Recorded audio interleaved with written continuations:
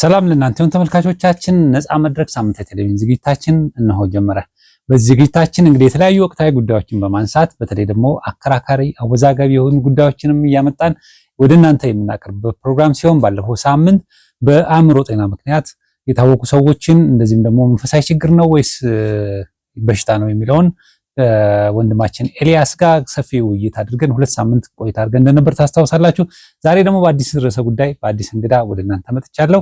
የዛሬ ርዕሰ ጉዳያችን ከመሄዳችን በፊት የዛሬ እንግዳዬ በርካታ መጽሐፍቶችን ጽፏል። ነገር ግን ዛሬ ሁለቱን ብቻ ይዣለሁኝ። አንደኛው የህይወት ውቅር በተለይ ለቤተክርስቲያን አመራሮች የሚሆን ቆንጆ መጽሐፍ ጽፏል። ይሄን እኔ እጅ ስላለ ነው ያመጣሁት። ሌላ ደግሞ ሊደርሺፕ የሚል ይሄም እንደዚህ ከዚህ ከፍ ያለ መጽሐፍ እንደዚህ ጽፏል። በርካታ መጽሐፎችን የጻፉት በዛሬ ርዕሰ ጉዳያችን ማለትም በቤተክርስቲያን አመራርና በቤተክርስቲያን ያለውን ችግር ለማንሳት ከዚህ በፊት በርካታ ውይይቶችን አድርገናል። ከዛ ቀጣይ የሆነ ዝግጅት ነው ዛሬ ይዤ የመጣሁት። ስለዚህ ዛሬ አብረን ቆይታ የምናደርገው ወንድማችን ለማ ደገፋ ነው። እንኳን ደህና መጣ። በጣም ነው የማመሰግነው ተስፍሽ። እኔም በጣም ነው የማመሰግነው። በበርካታ ሚዲያዎች ላይ ቀርበህ እንግዲህ ስለ አመራር ስልጠና ብዙ ትሰጣለህ እናውቃለን። በሚዲያም ነው ብዙ ስለ አመራር ተነስቷልና ዛሬ እስቲ ያልተነኩ ጉዳዮችን ውጤት ማምጣት የሚችሉ ጉዳዮችን እናንሳ ብዬ ነው እንግዲህ አንተን የጠራሁና ያው በተግባርም ብዙ ስለሰራ ታውቃቸዋለና ወደ ዛሬ ጉዳያችን ከመግባታችን በፊት እዚህ ላይ ስለ አመራር የጻፍከው አለ። አሁን ስለ አመራር ራሱን ችሎ በሊደርሺፕ ይሄን ዛሬ ነው የሰጠኸኝ።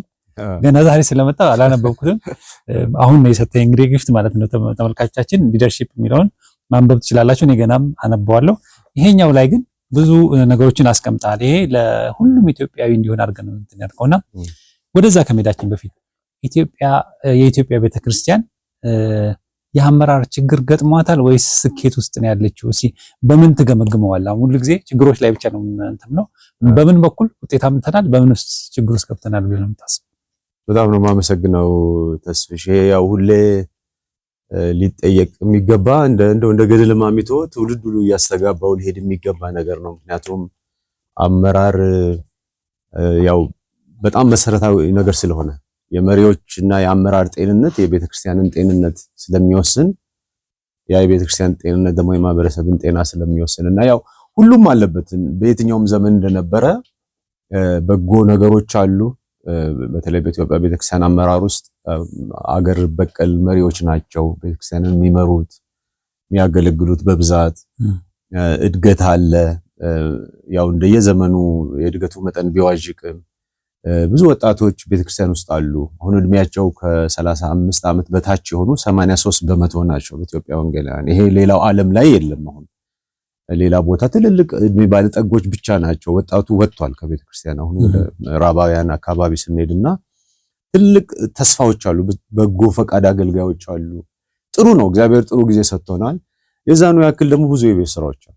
ከአመራርም አንፃር ከአመራር ጥራት አንፃር ከአገልግሎት ትኩረት አንፃር ብዙ የቤት ስራዎችም ደግሞ እየተፈጠሩ ነውና የቤት ስራዎቹን እያረሙ ጥንካሬዎቻችንን እያጎለበቱ መሄድ ነው እንግዲህ ጥሩ የሚሆነው የሚመስለኝ። አዎ እንግዲህ ማለት በእርግጥ ምድር ላይ ነው የምንኖረው። ጌታ እስኪመጣ ድረስ ፍጹምነት ከሰው አንጠብቅም። ለምሳሌ እዚህ መጽሐፍ ላይ ስለ አመራር በገጽ 177 ላይ 8 የአመራር ነጥቦች ማጥበቦች 5 የአመራር ሴቶች 6 የመሪ ድርሻዎች ብለ ዝርዝር አስቀምጣቸዋልና እዚህ ውስጥ አሁን ለምሳሌ በጣም እንትን ያልኩት ምሳሌ ያደርገው ክርስቶስን ነው። መቼም በክርስቶስ ደረጃ የሆነ መሪ ወይም አመራር ቤተክርስቲያን ውስጥ በብዛት እናያለን የሚል እንትን በብዛት ቀርቶ አንድ እንኳን በጣም አስቸጋሪ ነው። ምክንያቱም እዚህ ጋር የዘረዘርካቸው ነጥቦች አሉና የዓለም አመራር ብለ የመንፈሳዊ አመራር የመንፈስ ቅዱሳዊ አመራር ብለ አስቀምጠዋልና እኔ እዚህ ጋር ሳየው የዓለም አመራር የሚለው ቤተክርስቲያን ውስጥ በብዛት እሱ ነው ያየሁትና አሁን ስትናገር ለምሳሌ የዓለም አመራር እንደ ተመልካቾቻችን መጽሐፉ የህይወት ውቅር ነው የሚለው እዛ ላይ 179 ገጽ ላይ ዓለማዊ አመራር ማለት ወይም ነው ሴኩላር ማለት ነው አይደል? ሴኩላር አመራር መሪ ገዢ ነው፣ አለቃ ነው፣ በቃ እሱ ያለው ምናምን የሚል ነውና እንደዛ ነው ያልከው። መንፈሳዊ አመራር ግን አገልጋይ ነው። ዓለማዊ አመራር መግዛት ማስገበር ማለት ነው። መንፈሳዊ ደግሞ መምራት ማለት ሌሎችን ማገልገል ማለት ነው ያልክ በምሳሌ አስቀምጠዋል። ዝርዝሩን እነሱ ያንብቡት። እዚህ ጋር አስቀምጥከው በተለይ ክርስቶስ እግር ሲያጥብ ሁሉ በፎቶ ማስቀምጠዋልና ከዚህ አንፃር ነው የቤተክርስቲያናችን አመራር ለመሪዎች አሁን ይሰማሉና መሪዎች ምንድነው የምትለው? በጣም መሰረታዊ ነገር ነው ያነሳው ተስፍሽና ምንድነው አሁን የቤተ ክርስቲያን አመራር የምንለው እንግዲህ መጽሐፍ ቅዱሳዊ አመራርን ነው። መጽሐፍ ቅዱሳዊ አመራር ማለት ደግሞ የኢየሱስ ክርስቶስ አመራር ማለት ነው። ስለዚህ ትልቁ ምሳሌያችን እሱ ነው። እንደሱ መሆን፣ እንደሱ ማሰብ፣ እንደሱ ማገልገል የሚል ነገር ነው ያለው። እንዳልከው ጌታ ማቴዎስ 20 ላይ ካስተማረው የተወሰደ ነው ይሄ። እንግዲህ ደቀ መዛሙርቱ ያው ጥያቄ አቅርበውለት ነበረ እንደው በአንዳችን በግራ አንዳችን በቀኝ የሚል እነዚህ እንግዲህ ምንድነው መሰለ ያው የማርያም እህት ልጆች ናቸው እና የሥጋ ዝምድናም እንዳላቸው ነው የሚያስቡት ከጌታ ጋር። ስለዚህ ጌታ በሚሄድበት ጊዜ ወራሽ እንደመሆን አይነት ጥያቄ ነው የጠየቁት። የዘመድ አሰራር ያው እንደምናየው የዘመድ አሰራር እኮ ነው። እና ጌታ እሱን ነው ያረመላቸው። በዛ ደግሞ እኛንም በዛ ውስጥ ነው ያስተማረን። እንግዲህ በዓለም ያለው እንደዚህ እንዳይደለ ከሱ ጋር አያይዞ ነው ሲያስተምርም የነበረው። በተለይ ማቴዎስ 20 ላይ ከ25 ከ28 ደግሞ በዓለም ያለው አመራር ያው ከላይ ሆኖ እንደሚደቁስ ባለስልጣን፣ ገዢ፣ አቆርቋዥ በቃ መኳንንት፣ መሳፍንትነት እንደሆነ በእግዚአብሔር ቤት ያለው አገልግሎት ደግሞ ልክ እንደ ኢየሱስ ክርስቶስ ከስር የሰውን እግር ማጠብ፣ የሰውን ቆሻሻ ማጽዳት፣ ሰውን መውደድ፣ መገልገል ሳይሆን ማገልገል፣ መቀበል ሳይሆን መስጠት። ጌታም ሲናገር የሰው ልጅ የመጣው ሊያገለግል እንጂ እንዲያገለግሉት አልመጣም፣ ደግሞ ነፍሱንም ለብዙዎች ቤዛ ሊሰጥ ይላል፣ ሊቀበል አልመጣም ነው የሚለው። ስለዚህ ይሄ ትልቅ ነው የሚያደርገው ማለት ነው የእግዚአብሔር ቤት አገልጋይ አገልግሎት። ስለዚህ መጽሐፍ ቅዱሳዊ አመራር ይሄንን የኢየሱስ ክርስቶስን ፈለግ ነው የሚከተለው። ያ ደግሞ ቅድም እንዳነሳው አሁን የደቀ መዛሙርትን እግር ማጠብ ማለት ነው። እሱ በጣም የሚደንቅ ሐውልት ነው። መጽሐፍ ቅዱስ ውስጥ ያለ አንድ ሐውልት ነው የሚመስለኝ፣ ትልቅ መታሰቢያ። ምክንያቱም የሰውን እግር ዝቅ ብሎ ማጠብ ከብዙ ቴክኒክ ከብዙ ስልት ይልቅ ብዙ ማንነት ነው የሚጠይቀው፣ ልብ ነው የሚጠይቀው።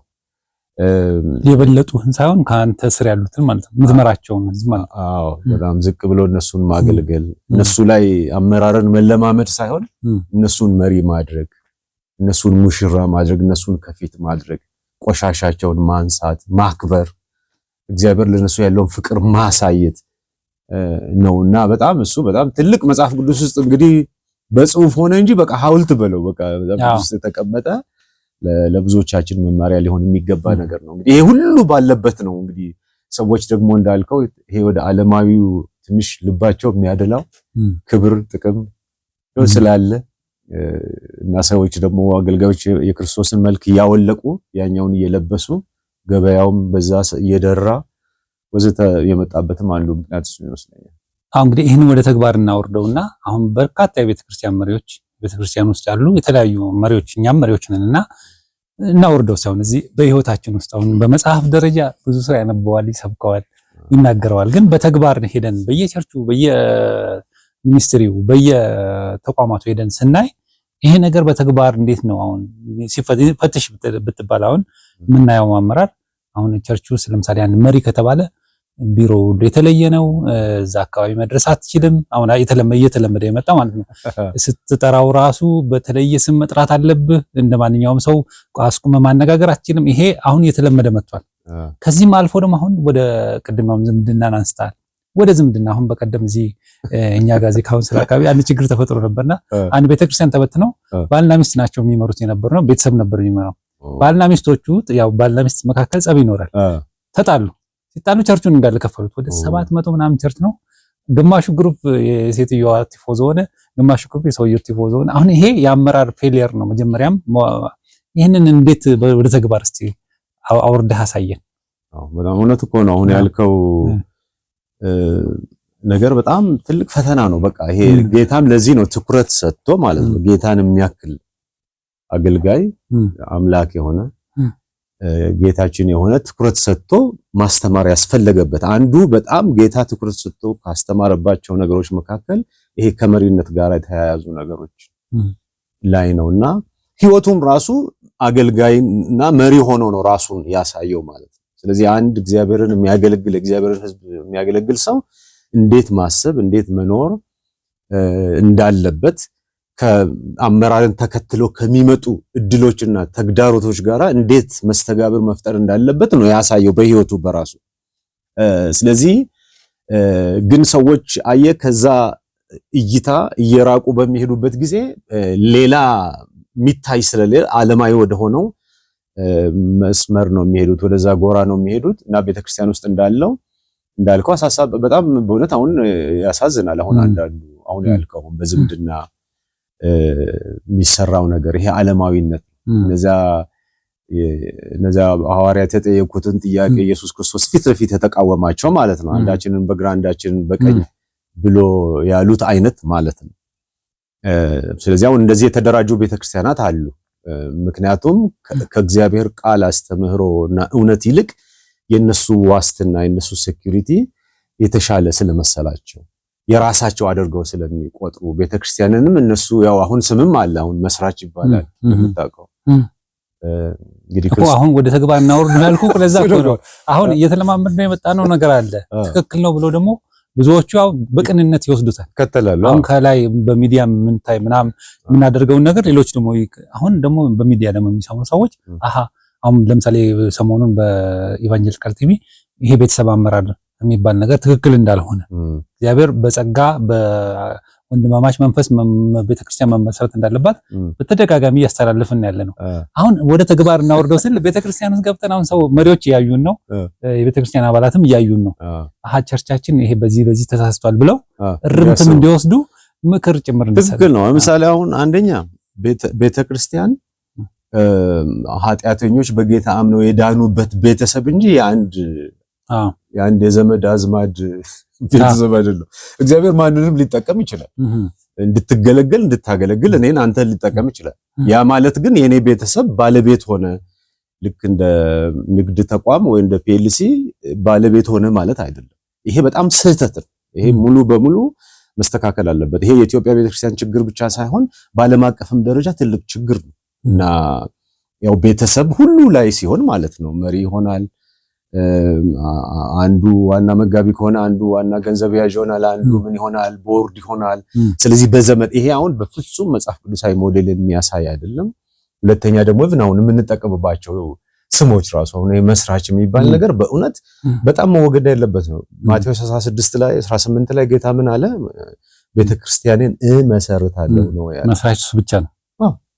እኔ ጥሪያችን አሁን እኛ እሱ በሚመሰርተው ውስጥ በስነ ስርዓት መመስረት መቻል ቦታ ማግኘት ነው እንጂ መስራች የለም። እና አሁን አንዳንዶች በትልልቅ ስብሰባዎች ላይ በሚዲያ ላይ አፋቸውን ሞልተው ሲያስተዋውቋቸው እንሰማለን። መስራች፣ ዋና መጋቢ ምን ቀረው የሰው እግዚአብሔር ሆነ ራስ እኛ እኮ የእግዚአብሔር ሰዎች እንድንሆን እንጂ የሰዎች እግዚአብሔሮች እንድንሆን አይደለም የተጠራነው። እነዚህ አሁን ይሄ በጣም መታረም ያለበት ነገር ነው። ከቃሉ ጀምሮ እነዚህ ታይትሎች ማለት ነው አገልጋይነት ነው ትልቁ ለእግዚአብሔር ቤት መሪ የተሰጠው ስልጣን ወይ ደግሞ ታይትል አገልጋይነት ነው። ጌታም ራሱን እንደ አገልጋይ ነው ያቀረበው እና አንድ ይሄ ነው። እንደገና ሌላው መታረም ያለበት ደግሞ ቅድም ያልከው አሁን ይሄ ለሰዎች አለመገኘት። ያው መሪ ስትሆን አገልጋይ ስትሆን ስራ ይበዛብሃል፣ ለሁሉ መገኘት ሊያስቸግርህ ይችላል። ነገር ግን የባህሪ ጉዳይ ነው አሁን እኛ የምንነጋገረው። አሁን አንዳንዶች ከሰው ራሳቸውን ይነጥላሉ። ቤተክርስቲያን ውስጥ መሪ መሆን ከሰው የሚነጥለን ከሆነ ምን ማለት እንደሆነ ታውቃለህ ተስፍሽ? እግዚአብሔር በእኛ መጠቀም አቁሟል ማለት ነው። ምንም ሌላ ክርክር የለውም። ስነ መለኮታዊም ራሱ በቃ ከሰው የሚነጥለን የተለየን የሚያደርገን ስፔሻል አቴንሽን። አሁን አንዳንዶቹ እስከ እንትን ይሄዳሉ እስከ መጠበቅ ድረስ ማለት ነው። መቼም እንግዲህ እስከ ቦዲጋርድ ምናምን ይሄዳሉ። አሁን ይሄ ከዚህ ያለፈ ዓለማዊነት የለም።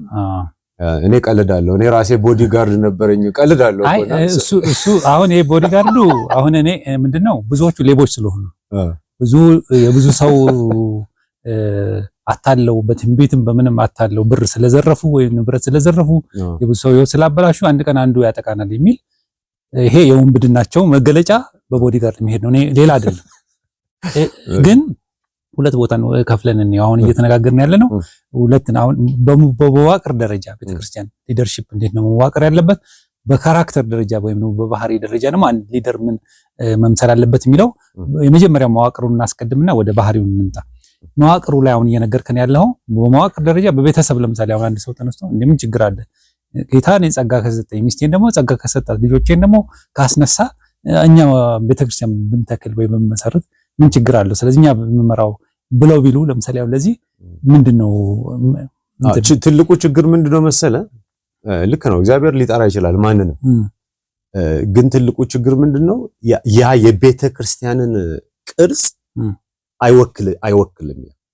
ቤተክርስቲያን የሁሉም ናት። እግዚአብሔር የሁሉም ነው። ስለዚህ ወደ ቤተሰብ ደረጃ ወስደ አደራይተ የዛ የቤተሰብ ጉዳይ ብቻ ካደረክ እግዚአብሔር ለሌላው ያለውን ልብና ስፍራ ወይ ደግሞ የቤተክርስቲያንን ቅርጽና መልክ ነው የሚያበላሸው ሙሉ በሙሉ ማለት ነው። ሰዎች ያው መቼም ያንን ሽፋን ይሰጡታል እንጂ አሁን እንዲህ አይነት የተደራጁ ቤተክርስቲያናት ምን ሰማቸው የምናውቃቸው አሉ፣ ጤነኛ አይደሉም። የገንዘብ አያያዛቸው ጤነኛ አይደለም። ሰው ወደ አገልግሎት የሚመጣበት ወደ ቅጥር የሚመጣበት መንገድ ጥሩ አይደለም። ከመጽሐፍ ቅዱስ መስመር የራቀ ነው። ስለዚህ እነዚህ የተወሰኑ የራስን ቤተሰብ ፊት ለፊት አድርጎ ሌላውን ሁለተኛ ዜጋ አድርጎ አሁን ይሄ ከእግዚአብሔር መንግስት ገጽታና ባህሪ ጋር ይቃረናል ማለት ነው። መጽሐፍ ቅዱስ ሁላችንንም እኩል ነው ያደረገን፣ ልዩ ልዩ ጸጋ ነው የሰጠን፣ የጋራ ነው። ያ ደግሞ መታየት ያለበት ወንበር ላይ በመቀመጥ ብቻ ሳይሆን አመራር ላይ በመሆን ውሳኔ በመስጠት አገልግሎት ውስጥ በመሳተፍ ያ መልክ መንጸባረቅ መቻል አለበት። ወንጌል ምንሰብከው እኮ አንድም በዛ ነው ሆነን በመገኘት በአደረጃጀትም የእግዚአብሔርን መንግስት ነው የምንወክለው፣ የምናሳየው፣ የምናንጸባርቀው አገልጋዮችን ኃላፊነት በመስጠትም። ስለዚህ ይሄ ሙሉ በሙሉ በጣም እውነቱን ለመናገር አልፎ አልፎ ሊከሰት ይችል ይሆናል። ነገር ግን እንደ አንድ ፋሽን እንደ አንድ ሞዴል ተከትለን በዚህ መስመር በፍጹም ልንሄድ የማይገባ እንደውም ጌታ ከጠራ ራሱ አንዳንዴ እኮ ለሌላው ክብር ብሎ እኮ እምቢ ማለትም ጥሩ ነው አይደል? በእምነት እኮ እምነታችን እኮ እሺ እንድንል ብቻ ያስተምረን እምቢም እንድንል ያስተምረናል። ለሌላው መብታችንን መተው ማለት ነው። ልክ እንደነ ሐዋርያው ጳውሎስ እንዳስተማሩት ስጋ መብላት እኮ መብት ነው፣ እግዚአብሔር ነው የሰጠን። ግን ሌላውን የሚያሰናክል ከሆነ እያሉ እየተጠነቀቁ ነው የመጡት የቤተክርስቲያን መሪዎች። ስለዚህ ይገባኛል ምን አለበት ብለን እንደውም ቲፎዞ አደራጅተን ጥቅስ ጠቅሰን የምናሳድደው ሳይሆን የሚገባንን እንኳን እየተውን ልንመጣ ይገባል። ስለዚህ እንዲህ የሚያደርጉ ሰዎች በእውነት መመከር አለባቸው። ምክንያቱም መዘዙ ብዙ ነው። ለነገ ለተነገ ወዲያ ለሚመጣው ትውልድ የኔ አመራር ከዛሬ 10 20 30 ዓመት በኋላ ምንድነው ሊፈጥር የሚችለው? ምን አይነት ዘር ነው እየዘራው ያለው? መብቴን እየተውኩ ለጌታ ክብር ራሴን እየደበቅኩ እሱን እያደመቅኩ ነው የሚሄደው ወይስ የራሴን ቅርጽ የራሴን ሞዴል ቤተክርስቲያን ውስጥ እንግዲህ ይሄ በሳርና ባገዳ የተባለው ነገር ምንድነው የሚለውና እሱ ጥንቃቄ በጣም የሚያስፈልግ ይመስለኛል። እንዲህ አይነት ቤተክርስቲያን ውስጥ የሚካፈሉ ሰዎችም ደግሞ ሊነጋገሩበት ይገባል፣ ሊያርሙት ይገባል። ይሄ እነሱ ብቻ ሳይሆን የጋራ ኃላፊነትም ስለሆነ እየገነባን ያለነው ደግሞ የእግዚአብሔርን መንግስት ስለሆነ ከውጭ ያሉትም አይመለከተንም ማለት አይገባቸውም። እኛ ቤተክርስቲያን ጋር ዛሬ ባይኖር ነገ ሊመጣ ይችላል። ስለዚህ የጋራ ኃላፊነት ነው እንዲህ አይነት ነገሮችን እያረሙ መሄድ ብዬ ነው የማስበው። እስቲ አሁን ሞዴል ስጠን ብትባል ለምሳሌ አሁን አንድ ጤነኛ ቤተክርስቲያን ሊኖራት የሚገባ ሞዴል የአመራር ሊደርሺፕ ሞዴል ምን ይሁን ተብላ እንደው ለዛ መቼም ዝግጁ ባልሆንም ግን ዝም ብሎ ወደ ልብ የሚመጡ ሐሳቦች ምንድናቸው? አንደኛ ተጠያቂነትን የሚያሰፍን መሆን መቻል አለበት። አሁን ኢየሱስ ክርስቶስ ጌታ እኮ አምላክ ነው፣ ፈጣሪ ነው፣ ግን ተጠያቂ ነበር ታውቃለህ። እና የኔ ፈቃድ ሳይሆን የሱ ፈቃድ ይሁን የሚል ስለዚህ አንድ የሚፈራው የሚያፍረው የሚያከብረው አባት ነበረው ማለት ነው። አባት አልባ አልነበረም ጌታ ኢየሱስ ክርስቶስ አይደል? እንደገና ደግሞ መንፈስ ቅዱስ እንደ ጓደኛ ነበር። በቃ እኔ ብቻ አይልም። እኔ በቃ እንደውም እሱ ይሻላል፣ እሱ ሲመጣ ደግሞ እንደውም የበለጠውን ያስተምራቸዋል ይልና ደግሞ ኃላፊነትን አከፋፍሎ ደግሞ ለጌታ መንፈስ ቅዱስ ሲሰጥ እንመለከታለን። እሱ ብቻ ደግሞ አይደለም እኔ በቃ በእኔ ዘመን ነው ሁሉ ነገር አይልም። ከኋላ ለሚከተሉትም ደግሞ ፋና መስመር ያበጀ ደቀ መዛሙርት ነበሩት። ስለዚህ ከፊትም ከኋላም ከላይም ከታችም በተጠያቂነት ውስጥ ነው ጌታ ኢየሱስ ክርስቶስ ያገለገለ እና ሐዋርያው ጳውሎስ እሱን ነው የተከተሉት እና እንደ ጌታን እንደ አባት ነው የሚያዩት። ለምሳሌ ጳውሎስን ብትወስድ በርናባስን እንደ ጓደኛ ነው የሚያዩት። እነ ጢሞቴዎስና ቲቶን ደግሞ እንደ ተከታይ በዚህ ውስጥ ነው ተጠያቂ ሆነው የኖሩት። ስለዚህ የቤተክርስቲያን መዋቅር ተጠያቂነትን የሚያረጋግጥ መሆን መቻል አለበት እና በዛ ውስጥ ነው እንጂ መሪን አንድ ብቻ አፍርተን መሄድ አንችልም። አንዱ መሪያችን ጌታ ኢየሱስ ክርስቶስ ነው። እኛ የዛ ሁሉ የሱ ተከታይ ነን። ሌላው እዚህ ላይ መጨመር የምፈልገው ነገር ምንድነው? አሁን ለምሳሌ የጥሪ ጉዳይ በጣም አስፈላጊ ይመስላል። ቤተክርስቲያን ሰውን ልትጠራ አትችልም። ሰውን የሚጠራ እግዚአብሔር ነው። ቤተክርስቲያን እግዚአብሔር የጠራቸውን በመስፈርት በምክክር በብዙ ጸሎት ለይታ ነው ድል የምትሰጠው። ስለዚህ አሁን እግዚአብሔር የጠራቸው ሰዎች ናቸው በቦታቸው መሆን ያለባቸው። አሁን ቤተክርስቲያን ውስጥ አንዳንዱ የምንመለከተው ትርምስ ሰዎች ያለ ቦታቸው ስለሆነ ወይ ደግሞ እግዚአብሔር ከሰጣቸው አልፈው ሌላውንም በቃ ራሳቸውንም በራሳቸው እየጠሩ ማለት ነው። ሐዋርያት ሥራ ላይ በብዙ መንገድ አሁን ያ ስምዖን የሚባል ምዕራፍ 8 ላይ በገንዘብ ሊገዛ የፈለገው ማለት ነው መንፈስ ቅዱስን መሙላት ጌታን ተቀበለ፣ ግን የድሮውን አሰራር ድሮ የሰራበትን አሰራር በብዙ ሞቲቭ ሰዎች ወደ አመራር ይመጣሉ። ስለዚህ ይሄ ከጥሪ ጋር የተያያዘ መሪዎችም ራሳቸውን ማየት አለባቸው። ቤተክርስቲያንም ደግሞ እዚህ ላይ እርግጠኛ መሆን መቻል አለባት። ሌሎች ብቃትም በጣም አስፈላጊ ነው። የእግዚአብሔር ቤት ስራ በብዙ ብቃት ነው የሚበጀው፣ በብዙ ማንነት፣ በብዙ ችሎታ፣ በብዙ ጥበብ፣ በብዙ ምክርና እነዚህ ነገሮችም አስፈላጊ ይመስሉኛል። እና እነዚህ ለጥሪ ስፍራ የሚሰጥ ጥሪ ብቻ አሁን አንዳንዶች ደግሞ እኔ ተጠርቻለሁ ብለው ራስ ሳይዘጋጁ ሳይሰለጥኑ ምክር ሳይሰሙ በቃ ጥሪውን ብቻ እንደ ላይሰንስ ወስደው በቃ ስንት ትርምስ የሚፈጥሩ ደግሞ አሉ። ስለዚህ እግዚአብሔር ሰዎች የተጠሩ ብቻ ሳይሆን የበቁ መሆን አለባቸው። መጽሐፍ ቅዱስ ይሄንን በጣም ነው የሚያስተምረው። ለምሳሌ አስተማሪነትን ይላል ሰጠ ይላል፣ ስጦታ ነው ማለት ነው። ደግሞ ለማስተማር የሚበቁ አይልም፣ ብቃት ነው ማለት ነው። ጌታ ኢየሱስ ክርስቶስ ጥሪ ብቻ አልነበረውም፣ ብቃት ነበረው። እና ሐዋርያው ጳውሎስ አሁን ጥሪ እኮ ብቻ አልነበራቸው። ተመልከት ብቃታቸው እንዴት የእግዚአብሔርን ሐሳብ እንደሚተነትኑ፣ ስተትን እንዴት እንደሚያርሙ፣ ስለዚህ ይሄ ለብቃትም ስፍራ የሚሰጥ ነገር ያስፈልጋል። እንግዲህ ደግሞ ስብዕናም ይጠይቃል። እግዚአብሔር ቤት አገልግሎት ብቃትና ጥሪ ብቻ የምትለውም አይደለም። የሆነ ሰው ማንነት ይጠይቃል። ትሁት የሆኑ ሰዎች መጽሐፍ ቅዱስ የሚያጀግናቸው የሚያደንቃቸው አመራር ላይ እንደነ ሙሴን ብትፈልግ ጌታ ኢየሱስን ብትፈልግ ራሱ ስለራሱ ሲገልጽ ትሁት ነኝ አለ። ይሄ ዝም ብሎ ከፊት ለፊት ለመታየት በቃ ሰው ፊት መጣድ፣ ሚዲያ ላይ መጣድ፣ ሁሉ ላይ ሐሳብ ማቅረብ፣ እኔን የበላይ ማለት ራስን ዲፌንድ ማድረግ፣ እነዚህ በደቀ መዝሙርነት ያልተሟሹና ያልተበጁ ማንነቶች ማለት ነው። ጥሬ ማንነቶች ክርስቶስ የማይሸቱ የክርስቲያን መዓዛ የሌላቸው ኢጎ በቃ ይሄ እነዚህ ደግሞ በደቀ መዝሙርነት የተበጁ የተመከሩ ሊሄዱ የሚገባና ተጠያቂነት፣ ጸጋ፣ ጥሪ ደግሞ ብቃትና የስብዕና የማንነትን ጉዳይ እነዚህ የመሳሰሉ ነገሮች አደረጃጀት ውስጥ በመስፈርት በብዙ ምክር በብዙ ጸሎት ቦታቸውን መያዛቸውን እርግጠኛ መሆን ደግሞ መገምገምን መቻል አለባቸው። ከውጤትም አንፃር ማለት ነው አይደለም። መጽሐፍ ቅዱስ እኮ ታማኝ ስትሆን ነው ደግሞ ሁለተኛው ምዕራፍ የሚከፍተው። መቼም ጥሪም እኮ ጾታ አይደለም፣ የእድሜ ልክ እንትን አይደለም። ጥሪን ከተጠቀምክበት እግዚአብሔር ምዕራፍ ይከፍታል። ደግሞ ከአንዱ ጥሪ ወደ ሌላውም ሊወስድ ይችላል እግዚአብሔር። ስለዚህ እንደ ውጤት እንደ አፈጻጸም ተገምግሞ ማለት ነው ቁጭ ተብሎ መሄድ መቻል አለበት። የሰዎች ምስክርነትን መታየት አለበት። በእግዚአብሔር ቃል ቱንቢ መታየት ያለበት ይመስለኛል።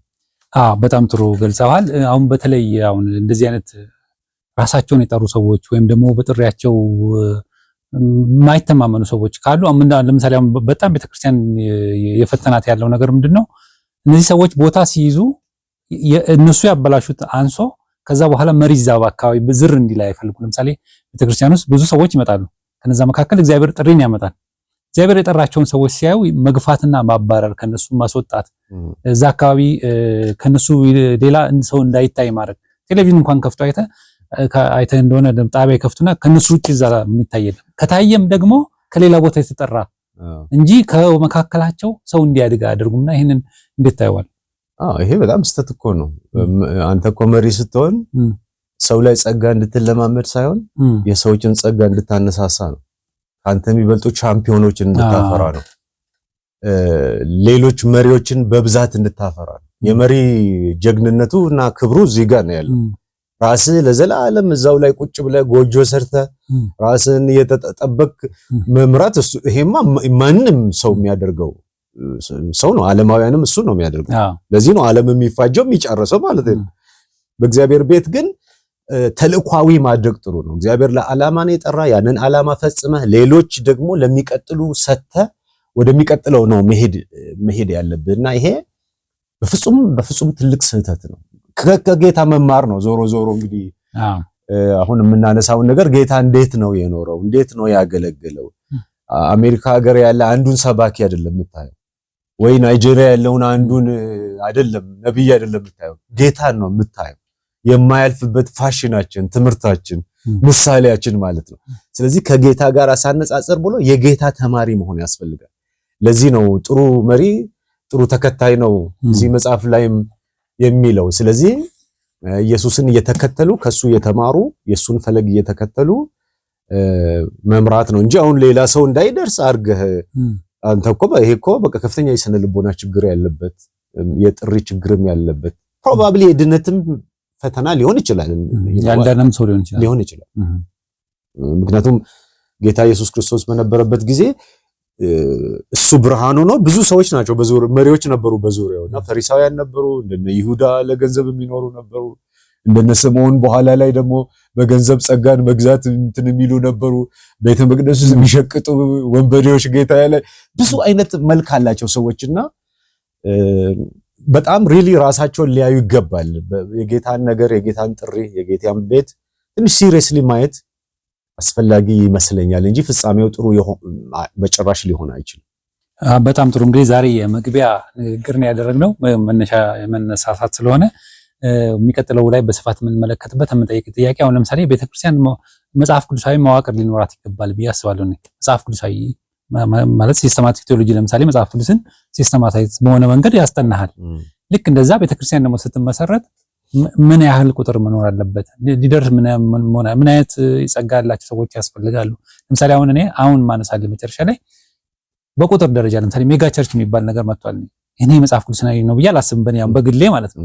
ሜጋ ቸርች ሲባል የሆነ ሰዎች የነገሱበትና ብዙ ሰዎች ዝም ብለው ግር ብለው የሚከተሉበት እንጂ መጽሐፍ ቅዱሳዊ የቤተክርስቲያን ሞዴል የትኛው ይመስልሃል የሚለውን ዛሬን ጀምረው የሚቀጥለው ሳምንት ቀጥለው። መቼም እውነት የምር መጽሐፍ ቅዱስን መመሪያ ለሚያደርግ ነገር ብዙ ትምህርት አለ፣ ብዙ ጥበብ አለ።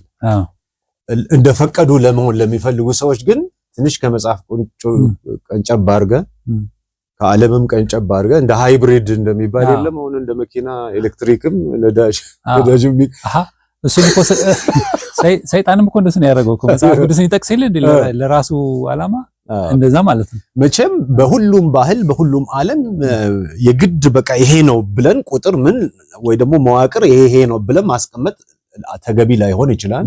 እንደየአውዱ እንደየዘመኑ እግዚአብሔር ልዩ ልዩ አሰራሮችን ሊከተል ይችላል። ነገር ግን የሰዎችን ሕይወት በተመለከተ የአመራሮችን ግብ የአመራርን ግብ በተመለከተ የቤተክርስቲያንን ተልእኮ በተመለከተ በጣም ግልጽ የሆኑ ነገሮች አሉ። ስለዚህ ለዛ ተልእኮ የሚሆን ለሕዝብ በረከት የሚሆን ለእግዚአብሔር ክብርን የሚያመጣ አደረጃጀት መታየት አለበት። የትኛውም አደረጃጀት ከእግዚአብሔር ሐሳብ ከታላቁ ተልእኮ በላይ ሊሆን አይችልም። ከዛ ነው የተወለደው።